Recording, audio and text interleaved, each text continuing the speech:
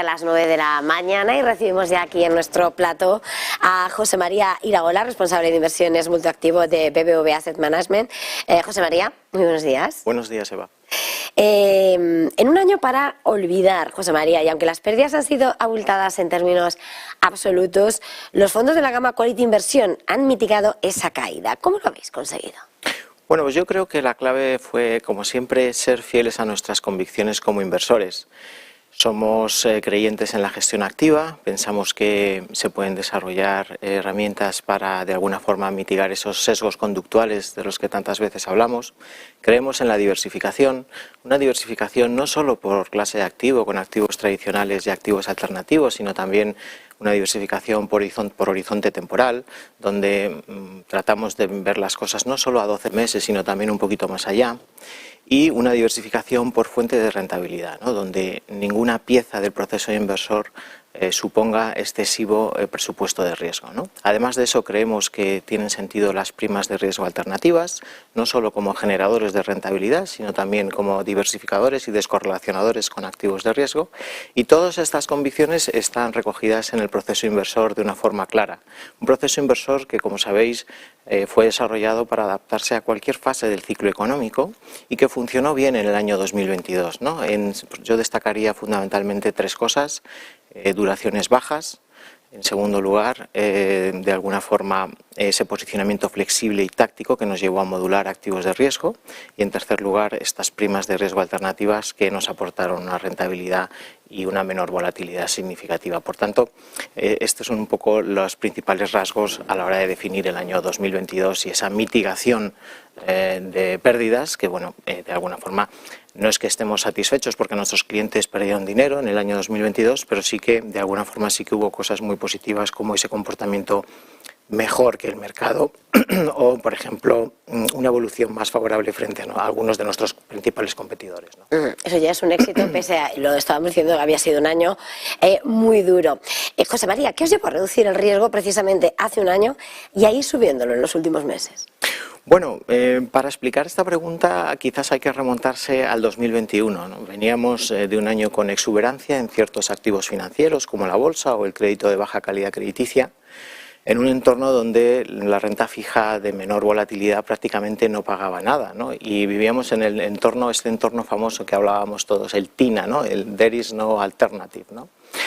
Era un contexto muy complicado donde las políticas monetarias y fiscales expansivas que se han llevado a cabo a nivel global después del COVID para reactivar el crecimiento, pues de alguna forma habían dejado mucha heterogeneidad en términos de crecimiento y política monetaria. Estamos hablando de un año como el 2021, que fue un año donde la economía global creció un 6%, muy por encima de su tendencia, pero teníamos 19 trillones con T de dólares de deuda a nivel global con TIR negativa. Luego, de alguna forma, había un desequilibrio claro, ¿no?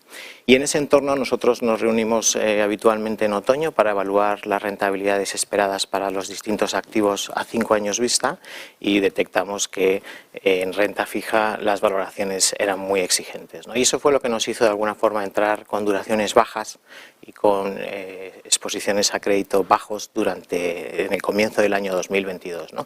Luego también es verdad que el año 2022 ya comenzó de una forma un poco turbia, ¿no? Las primeras sesiones del año el sentimiento inversor comenzó a deteriorarse, las bolsas comenzaron con caídas en un periodo que normalmente por su estacionalidad no es así.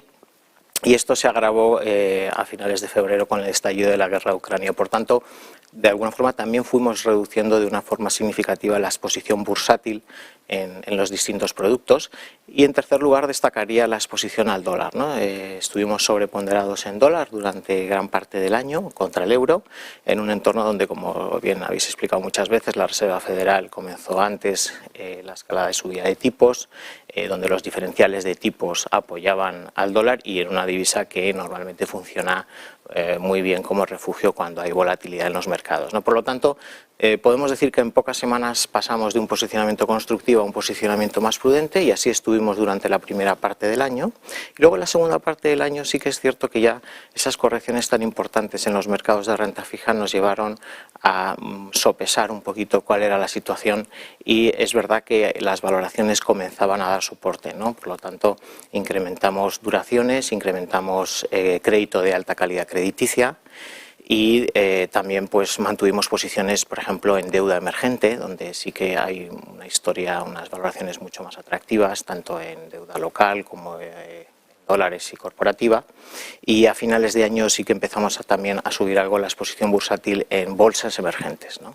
En un entorno donde pues, el Banco Central chino comenzó a meter medidas de estímulo en el mes de noviembre con un sentimiento inversor muy negativo, ¿no? Y esto fue un poco el resumen, ¿no? del conjunto del año, por lo tanto, una primera parte prudentes y una segunda parte donde comenzamos a construir posiciones en un entorno de mucha volatilidad, ¿no? ¿Hay algo bueno con lo que los inversores puedan quedarse, en especial los más conservadores que han sufrido sobremanera por la fortísima caída de la renta fija? Por supuesto, ¿no? Como decimos aquí en España, no hay mal que por bien no venga y eso también se puede aplicar a los mercados financieros. Esa limpieza tan fuerte que vimos, entre comillas, durante el año 2022 en los mercados financieros, pues de alguna forma deja unas expectativas de rentabilidad, sobre todo para los activos o los fondos que tienen más activos en renta fija, pues sensiblemente mejores a las que habíamos visto en los últimos años, ¿no? Voy a dar un dato. Si cogemos la TIR media de un índice compuesto por bonos soberanos y crédito de alta calidad crediticia en el periodo 2016-2021, esa TIR media fue de 15 puntos básicos, era prácticamente cero, ¿no? Ahora esa TIR, estamos hablando de una TIR de 300 puntos básicos, de un 3%, por lo tanto los productos conservadores vuelven a tener esos vientos de cola que siempre les han favorecido en un entorno mucho más ortodoxo y no dependemos tanto de los activos de riesgo, de las bolsas o de la parte de high yield, etcétera, ¿no? Y esto también se puede aplicar a otros perfiles, ¿no? Como los perfiles moderados, ¿no?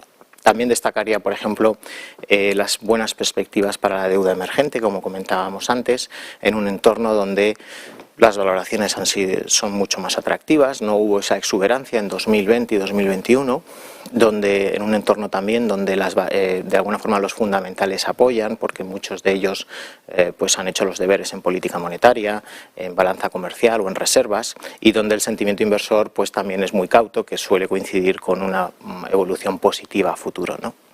Así que hay buenas noticias, muy buenas noticias para los perfiles conservadores fundamentalmente y para todo el mundo en general de la renta fija, ¿no?